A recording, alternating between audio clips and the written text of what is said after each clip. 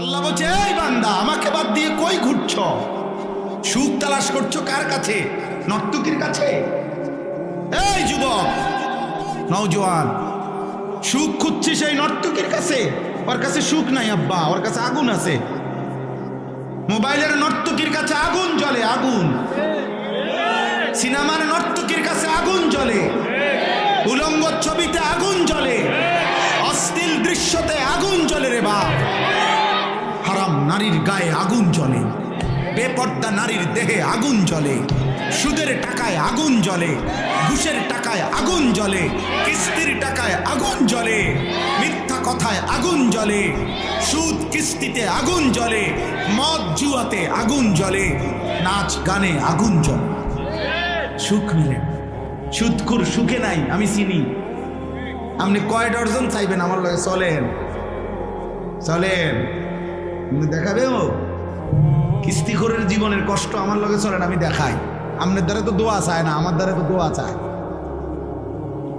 আমি না জানি বাটফারের শরীরের কি অবস্থা, আমি না জানি কত যুবক উলঙ্গ ছবি দেখতে দেখতে, নর্তকী দেখতে দেখতে পুরুষত্ব নাই। শত শত হাজার হাজার লাখ লাখ জেলে।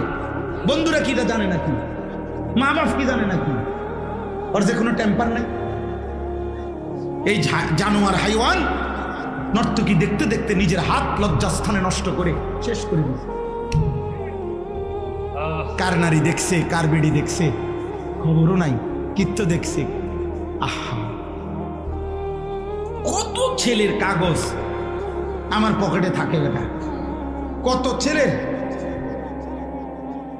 আমার মোবাইলে হোয়াটসঅ্যাপে কত মেসেজ, কত ভয়েস। অসহায়ের কান্না কয়টা শুনবে তুমি? নারী দেখো আব্বা, আর আখেরাত তো পরে, কবরের আযাব তো আব্বা আছে। দুনিয়াটা ধুকে ধুকে মরবা, ধুকে ধুকে ধুকে ধুকে। ছেড়ে দাও, আমি সব ছেলেকে বলি ছেড়ে দাও আব্বা। একজন নারী তোমার জন্য যথেষ্ট, আর সে তোমার জন্য আল্লাহ সৃষ্টি করে রেখেছে। তোমার যৌবনের চাহিদা, যৌন চাহিদা পূরণের জন্য একজন মহিলাই যথেষ্ট, সেটা তোমার জন্য ইন্তজাম আছে। তুমি এত নারী দেখো না, তুমি মানুষ, তুমি কুত্তা না। কথা বলে না? তুমি মুসলমানের বাচ্চা, তুমি কুত্তা না। অর্থাৎ নর্তকী দেখো, বলো ইনশাআল্লাহ। একটা একটা যুবক বলো ইনশাআল্লাহ, বলো হিম্মত করো ইনশাআল্লাহ।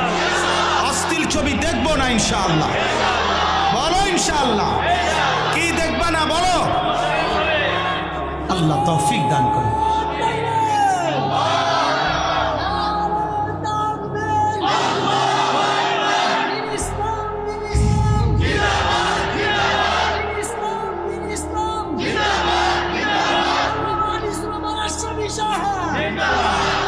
দয়া করো ভাই, আমি বড় বেশি অস্থিরতার কারণে বলি আর কি। কয়দিন বলতে পারুম তাও জানি না, কতক্ষণ বলতে পারবো আমি তাও জানি না।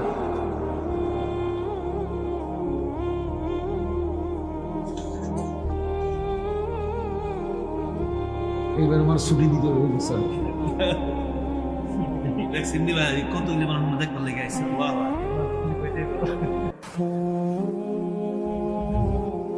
আয় কারীম, আপনি মাফ করে দেন।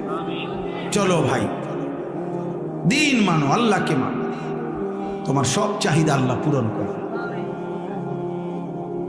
আল্লাহ পূরণ করে। স্বামী স্ত্রীর ভালোবাসা অনেক পবিত্র, অনেক মজাদার। হালাল স্ত্রীর জন্য অপেক্ষা করো।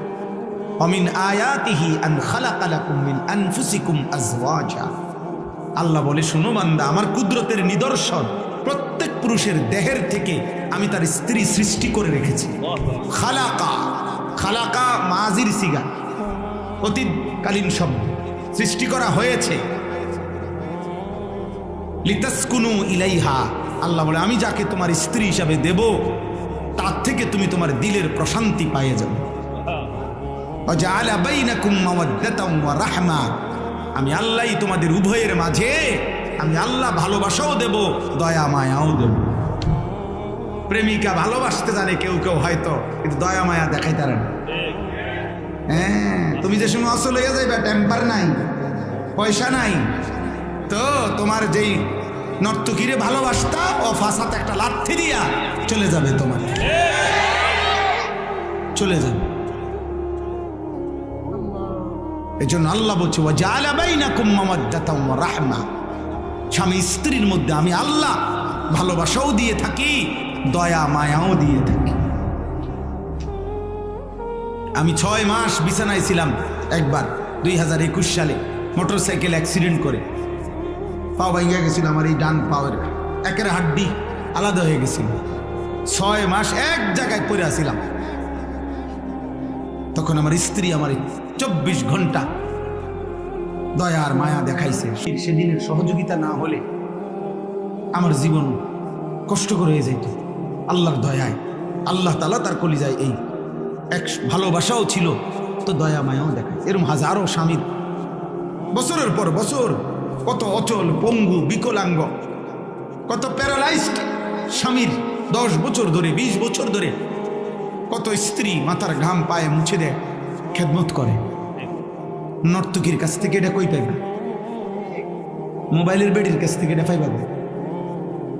হ্যাঁ, আমি ওই দিন বইতে কিতাবে পড়ছি, আরবি কিতাবে, আরবি এক সুন্দর কিতাবের মধ্যে লিখছে, হে যুবক, যে নারীর ছবিতে তুমি প্রেম ভালোবাসার অভিনয় দেখছো, এ তো প্রেম না, এ তো ব্যবসা, এ তো টাকা, এ তো সম্পদ, উপার্জনের জন্য সে এটা করছে। এটা তো নাটক, এটা তো সিনেমা, এটা তো অভিনয়। সে তো নিজেই বলছে আমি অভিনেতা, আমি অভিনেত্রী। এটা আসল না, এটা অভিনয়। আর অভিনয় মানে তো এটা ধোঁকা, ধোঁকা না? তো জাহান্নাম থেকে বাঁচেন। এই জমিনের মধ্যে সবচেয়ে বড় জঘন্য ঘৃণ্য নারী পুরুষের অবাধ মেলামেশা। রাসূলুল্লাহ সাল্লাল্লাহু আলাইহি সাল্লাম বলেছেন, জমিনের মধ্যে আল্লাহ তাআলার সবচেয়ে বেশি আত্মসম্মানে লাগে, শিরিকের পরে জমিনে আল্লাহ তাআলার বেশি গায়রতে লাগে। আল্লাহ তাআলার নিকট আল্লাহ তাআলার আত্মসম্মানে বাঁধে কোন বান্দা বান্দি যখন জিনা করে। মা মিন আহাদিন আগিয়ারু মিনাল্লাহ আন ইয়াজনিয়া আবদাহু আও আন তাজনিয়া আমাতাহু, এটা হাদিস। আল্লাহ প্রচন্ড রাগ করে।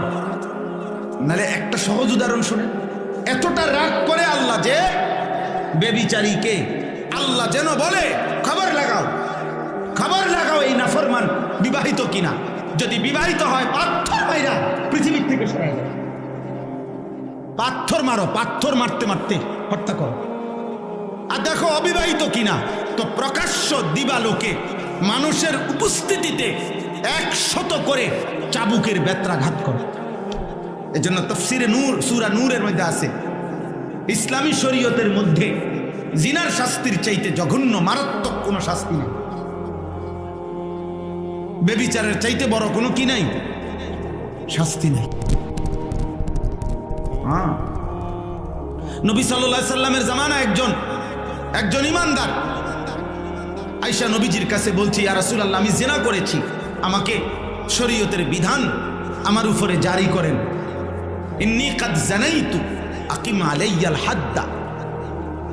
স্পষ্ট হাদিসের মধ্যে আছে। আব্বা শুনেন, ছেলেরা বাবা তোমরাও শোনো, নবীজি 3 বার ওই লোকটার দিকে তাকাইয়া বলছে, আবিকা জুনুন, আরে তোমার কি মাথার সমস্যা আছে নাকি?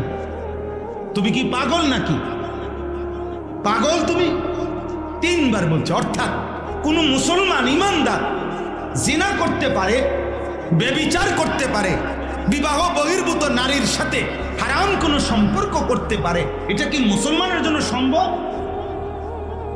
3 বার নবী জিজ্ঞেস করছে, আবিকা জুনুন, আরে কি তোমার কি মাথায় সমস্যা আছে নাকি? কি বলতেছো এটা তুমি? আল্লাহ আমাদেরকে হেফাজত করে। তোমরা দোস্ত, তোমাদের চুল চেহারা দেখলে বোঝা যায় আব্বা সারাদিন মোবাইলে কি করো, আমরা বুঝি তো আব্বা, আমরা তো সিরা খাই। কি করবা? এই চুল চেহারা বানাইছো কারে দেখাই? আল্লাহরে দেখাইতা, রাসূল সাল্লাল্লাহু আলাইহি ওয়াসাল্লামকে দেখাইতা, কোন ইমানদারদেরকে দেখাইতা?